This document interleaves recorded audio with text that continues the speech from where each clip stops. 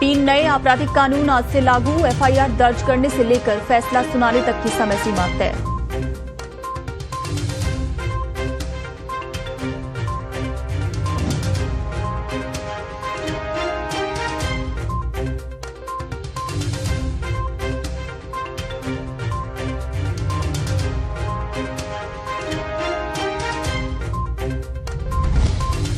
Deputy speaker पर घमासान। ममता बनर्जी ने सुझाया गैर कांग्रेसी विपक्षी उम्मीदवार का नाम। राजनाथ सिंह से हुई फोन पर बात।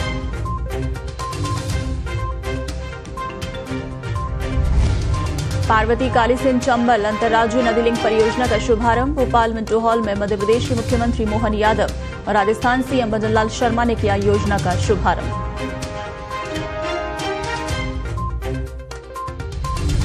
राजस्थान में मानसून सक्रिय होने से कई जिलों में झमाझम बारिश का दौर जारी। 2 दिन हो सकती है प्रदेश के कई जिलों में भारी बारिश।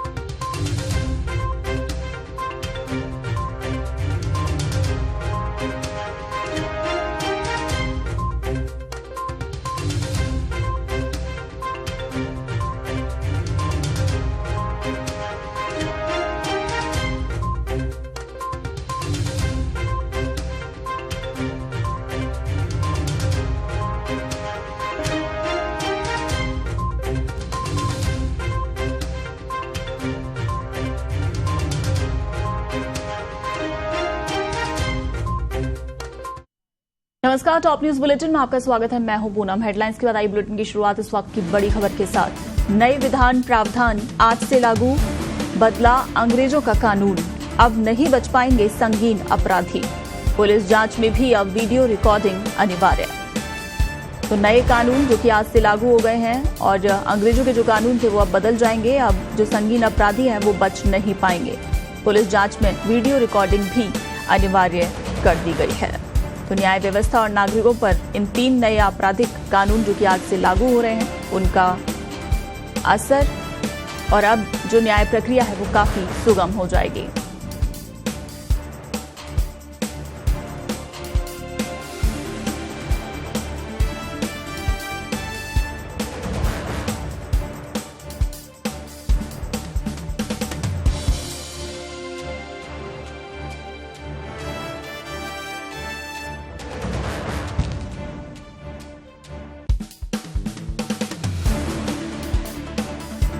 तो आपको बता दें कि आज 1 जुलाई से ये 3 नए आपराधिक कानून लागू हो रहे हैं जिससे कि संगीन अपराधी अब बच नहीं पाएंगे। पुलिस जांच में अब वीडियो रिकॉर्डिंग भी अनिवार्य कर दी गई है। तो क्रिमिनल जस्टिस सिस्टम में ये बदलाव हो रहे हैं। आज से 1860 में बनी आईपीसी की जगह भारतीय न्याय संहिता यानी 1898 में बनी सीआरपीसी की जगह भारतीय नागरिक सुरक्षा संहिता और इंडियन एविडेंस एक्ट की जगह भारतीय साक्ष्य अधिनियम ले रहे हैं। आज से इन तीनों नए कानूनों के लागू होने के बाद बहुत सारे नियम कायदे बदल जाएंगे, या ये कहें कि अब जो कानून की प्रक्रिया है वो काफी सुगम हो जाएगी। जितने भी अपराध हैं अब उनमें जल्द से जल्द फैसला और निर्णय लिया जा सकेगा। तो आज 1 जुलाई से काफी कुछ बदलने जा रहा है, खासकर कि क्रिमिनल जस्टिस सिस्टम में। आज से 1860 में बनी आईपीसी की जगह भारतीय न्याय संहिता, 1898 में बनी सीआरपीसी की जगह भारतीय नागरिक सुरक्षा संहिता और 1872 के इंडियन एविडेंस एक्ट की जगह भारतीय साक्ष्य अधिनियम ले लेगी। 1 जुलाई से आज से लागू हो रहे हैं ये आपराधिक प्रक्रिया तय करने वाले 3 नए कानूनों में अब त्वरित न्याय सुनिश्चित करने के लिए एफआईआर से लेकर फैसले तक को समय सीमा में बांधा गया है। आपराधिक ट्रायल को गति देने के लिए नए कानून में 35 जगह टाइमलाइन जोड़ी गई है। शिकायत मिलने पर एफआईआर दर्ज करने, जांच पूरी करने, अदालत के संज्ञान लेने, दस्तावेज दाखिल करने और ट्रायल पूरा होने के बाद फैसला सुनाने तक की समय सीमा तय है। साथ ही आधुनिक तकनीक का भरपूर इस्तेमाल और इलेक्ट्रॉनिक साक्ष्यों को कानून का हिस्सा बनाने से मुकदमों के जल्दी निपटारे का रास्ता आसान हुआ है। शिकायत, समन और गवाही की प्रक्रिया में इलेक्ट्रॉनिक माध्यमों के इस्तेमाल से न्याय की रफ्तार तेज होगी। अगर कानून में तय समय सीमा को ठीक उसी मंशा से लागू किया गया जैसा कि कानून लाने का उद्देश्य है, तो निश्चित ही नए कानून से मुकदमे जल्द निपटेंगे और तारीख पर तारीख के दिन अब लद जाएंगे। आपराधिक मुकदमे की शुरुआत एफआईआर से होती है। नए कानून में तय समय सीमा में एफआईआर दर्ज करना और उसे अदालत तक पहुंचाना ये सुनिश्चित किया गया है। भारतीय नागरिक सुरक्षा संहिता में व्यवस्था है कि शिकायत मिलने पर 3 दिन के अंदर एफआईआर दर्ज करनी होगी। 3 से 7 साल की सजा के केस में 14 दिन में प्रारंभिक जांच पूरी करके एफआईआर दर्ज की जाएगी। 24 घंटे में तलाशी रिपोर्ट के बाद उसे न्यायालय के सामने रख दिया जाएगा। इधर दुष्कर्म के मामले में 7 दिन के भीतर पीड़िता की चिकित्सा रिपोर्ट पुलिस थाने और कोर्ट भेजी जाएगी। अभी तक लागू सीआरपीसी में इसकी कोई समय सीमा तय नहीं थी। नया कानून आने के बाद अब समय में पहली कटौती यही होगी। नए कानून में आरोप पत्र की भी टाइमलाइन तय है। तो अब नए कानून आज से लागू हो गए हैं 3 नए आपराधिक कानून, जिससे अब जो न्याय व्यवस्था है वो काफी सुगम हो जाएगी।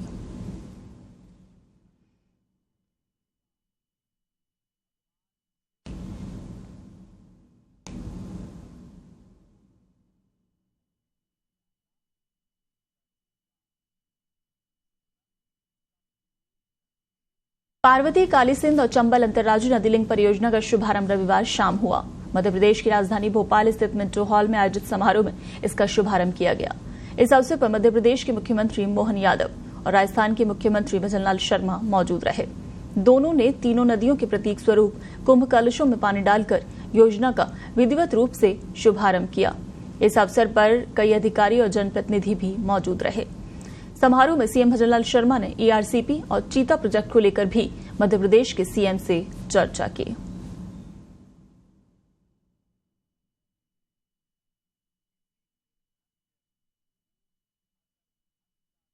मध्य प्रदेश और राजस्थान की ये योजना इतनी बड़ी है कि राजस्थान के भी लगभग 13 जिले इसमें आ रहे हैं और लगभग मध्य प्रदेश के भी इतने ही जिले इसमें आते हैं। हम देखते थे कि पानी बारिश होती थी, लेकिन वो पानी पूरा का पूरा हिंद महासागर के अंदर पहुंच जाता था। कहीं उसका ठीक प्रकार से उपयोग भी नहीं होता था। बारिश के समय हम देखते हैं कि पानी नदियां उफान पर हैं, वो पूरा पानी चला जाता था। निश्चित रूप से हम बरसात के पानी जो नदियों के माध्यम से हमारे उस किसान को मिले, हमारी योजना के माध्यम से उस किसान को फायदा हो, जनता को शुद्ध और अच्छा पीने को पानी मिले। इस योजना से दोनों प्रदेशों की जो भौगोलिक स्थिति है, निश्चित रूप से उसका काम आगे बढ़ेगा और पीने का पानी भी मिलेगा और किसान के लिए सिंचाई का पानी भी मिलेगा। यही नहीं, हमारा भूजल स्तर लगातार गिर रहा है। हमारी नदियां जिस तरह से आज के समय में नदियां सिकुड़ती ही जा रही हैं, हमारा जल भू स्तर नीचे जा रहा है, तो हम कह सकते हैं कि अगर हमारी ये योजना ठीक प्रकार से बनेंगे, पार्वती, कालीसिंध, चंबल, पीकेसी की जो हमारी योजना है, ये ठीक प्रकार से जो हमारी ईआरसीपी हम इसको कहते हैं, पुरानी ईआरसीपी की योजना है, ये अगर ठीक प्रकार से हम इसको करेंगे तो हमारा पानी का स्तर भी बढ़ेगा। चीता, हमारे पड़ोस में चीता है, तो वो चीता और हमारा 12 जिला बिल्कुल आपसे लगता है। कभी कभी यहां से वो चीते वहां निकल जाते हैं क्योंकि वहां घास और वो उनको अच्छी मिलती है। तो एक हमारे बिल्कुल आपसे लगे हुए, कभी हमारे रणथंभौर से या वहां से टाइगर आपके यहाँ आ जाते हैं। तो इस तरह की योजना बने कि टाइगर जिधर रहें उधर टाइगर भी रहें और हमारा चीता है वो चीता भी उधर रहें। तो दोनों क्षेत्रों की ये, क्योंकि हमारा जो वन क्षेत्र है जहाँ के चंबल निकलती है, वो दोनों क्षेत्र राजस्थान और मध्य प्रदेश के पास पास हैं। उनका भी हम कोई ना कोई प्लान बना करके उस क्षेत्र को भी आगे बढ़ाने का। स्पीकर के बाद अब डिप्टी स्पीकर पर घमासान जारी है। रक्षा मंत्री राजनाथ सिंह ने पश्चिम बंगाल की मुख्यमंत्री ममता बनर्जी से फोन पर बात की और संसद के स्पीकर और डिप्टी स्पीकर के मुद्दे पर उनसे चर्चा की। टीएमसी के शीर्ष सूत्रों की माने तो ममता बनर्जी ने अयोध्या से नवनिर्वाचित सांसद अवधेश प्रसाद को डिप्टी स्पीकर बनाने का प्रस्ताव दिया है। डिप्टी स्पीकर का पद विपक्ष को देने की परंपरा है, लेकिन माना जा रहा है कि अवधेश प्रसाद बीजेपी सरकार के लिए एक कठिन प्रस्ताव है, क्योंकि सपा सांसद ने अयोध्या की फैजाबाद सीट से जीत हासिल की है। ममता बनर्जी ने गैर कांग्रेसी विपक्षी उम्मीदवार का प्रस्ताव रखा है, जबकि कांग्रेस डिप्टी स्पीकर का पद चाहती थी। विपक्षी इंडिया ब्लॉक डिप्टी स्पीकर की मांग पर अड़ा हुआ है, लेकिन एनडीए सरकार डिप्टी स्पीकर का पद बगैर चुनाव के विपक्ष को देना नहीं चाहती। यही वजह है कि विपक्ष ने स्पीकर चुनाव में अपना उम्मीदवार उतारा था। कांग्रेस के राज्यसभा सांसद प्रमोद तिवारी ने कहा कि हमारा विरोध प्रतीकात्मक और लोकतांत्रिक था, क्योंकि वो यानी एनडीए हमें डिप्टी स्पीकर का पद नहीं दे रहे थे। इधर झारखंड मुक्ति मोर्चा की सांसद महुआ माझी ने भी कहा कि अगर सरकार डिप्टी स्पीकर का पद देने पर राजी हो जाती है तो स्पीकर के लिए चुनाव नहीं कराना पड़ता। आपको बता दें कि फैजाबाद सीट से सांसद बनने से पहले अवधेश प्रसाद अयोध्या जनपद की मिल्कीपुर विधानसभा से सपा के विधायक थे। वो लंबे समय से समाजवादी पार्टी से जुड़े रहे हैं और पूर्व मुख्यमंत्री मुलायम सिंह यादव के काफी करीबी लोगों में इनका भी नाम लिया जाता था। राजनीति की शुरुआत इन्होंने जनता पार्टी से की थी और 1977 में पहली बार अयोध्या जनपद की सोहावल विधानसभा से चुनाव जीतकर विधानसभा पहुंचे थे। इसके बाद तो अवधेश प्रसाद ने कभी पीछे मुड़कर नहीं देखा। 1985, 1989, 1993, 1996, 2002, 2007 और 2012 लगातार विधानसभा चुनाव ये जीतते रहे। अवधेश प्रसाद ने लोकसभा चुनाव 2024 में 54,567 वोटों से जीत दर्ज की। उनके प्रतिद्वंदी और बीजेपी कैंडिडेट लल्लू सिंह चुनाव हार गए थे। डिप्टी स्पीकर के पद को लेकर जो घमासान है, आपको बता दें कि ये पद भी उतना ही अहम है जितना कि स्पीकर का पद है। संविधान का अनुच्छेद 95 कहता है कि डिप्टी स्पीकर स्पीकर का काम तब संभालता है जब वो पद खाली हो गया हो या फिर वो गैर मौजूद हो। अगर डिप्टी स्पीकर का पद खाली है और स्पीकर भी मौजूद नहीं है तो ऐसी स्थिति में राष्ट्रपति की ओर से नियुक्त लोकसभा सांसद सदन की कार्रवाई संभालता है। संविधान ने डिप्टी स्पीकर को भी वही शक्तियां दी हैं जो कि स्पीकर को दी हैं। अगर स्पीकर अपने पद से हटना चाहते हैं तो उन्हें अपना इस्तीफा डिप्टी स्पीकर को सौंपना होता है। इसी तरह से अगर डिप्टी स्पीकर पद छोड़ना चाहते हैं तो वो अपना इस्तीफा स्पीकर को सौंपते हैं। अगर डिप्टी स्पीकर का पद खाली है तो फिर स्पीकर अपना इस्तीफा लोकसभा महासचिव को देते हैं। तो इसी पद के लिए विपक्ष अड़ा हुआ है, लगातार इस पद की मांग कर रहा है और उसी के चलते ममता बनर्जी ने रक्षा मंत्री राजनाथ सिंह से फोन पर बात की है और सूत्रों के हवाले से खबर है कि उन्होंने अवधेश प्रसाद का नाम डिप्टी स्पीकर पद के लिए आगे रखा है।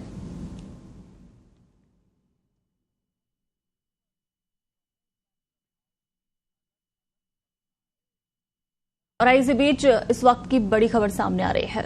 मानसून से जुड़ी हुई इस वक्त की बड़ी खबर है। मानसून लगातार सक्रिय, जिससे झमाझम बारिश का दौर जारी है। प्रदेश में मानसून सक्रिय है। धौलपुर, चूरू और चित्तौड़ जो कि बारिश से तरबतर हो गए हैं। जयपुर, भरतपुर संभाग में भारी बारिश का अलर्ट मौसम विभाग ने जारी किया है। इधर धौलपुर में भी सर्वाधिक 5 इंच बारिश दर्ज की गई है। तो प्रदेश में मानसून सक्रिय है, जिससे धौलपुर, चूरू, चित्तौड़ तरबतर। जयपुर, भरतपुर संभाग में भी भारी बारिश का अलर्ट। इधर धौलपुर में सबसे ज्यादा 5 इंच बारिश दर्ज हुई है।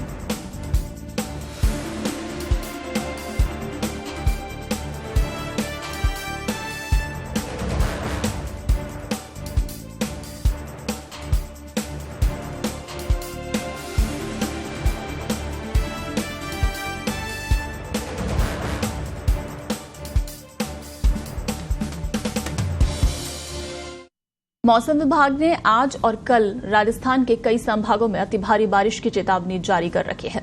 मानसून के सक्रिय होने से राजस्थान के विभिन्न जिलों के अधिकतम और न्यूनतम तापमान में लगातार गिरावट देखी जा रही है।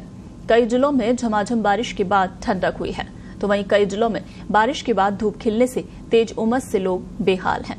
बीते 24 घंटों में प्रदेश में सबसे अधिक बारिश चूरू में दर्ज की गई। गंगापुर सिटी, अलवर, दौसा सहित कई जगह मेघ जमकर बरसे। सड़कों पर पानी बह निकला, आवागमन भी बाधित हुआ। बारिश के पानी का निकास सही नहीं होने के कारण सड़कों पर जलभराव हो गया, जिससे राहगीरों और वाहन चालकों को निकलने में दिक्कत आई।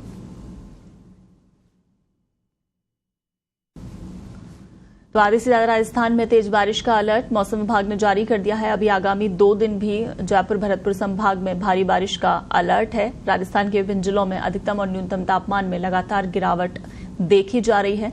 इधर कई जिलों में झमाझम बारिश के बाद सड़कों पर पानी बह निकला है, ठंडक हुई है, तापमान में गिरावट दर्ज की गई है। और आपको बता दें कि बीते 24 घंटों में सबसे ज्यादा बारिश जो है वो प्रदेश के चूरू में दर्ज की गई है। उसके अलावा गंगापुर सिटी, अलवर, दौसा सहित कई जगह मेघ जमकर बरसे हैं। सड़कों पर पानी बह निकला है। राहगीरों को खासी परेशानी हुई है, यानी आवागमन पूरी तरह से बाधित हो गया है। बारिश के पानी का सही निकास नहीं होने की वजह से सड़कों पर ये जल भराव हो गया, जिससे राहगीरों और वाहन चालकों को निकलने में दिक्कत आई है।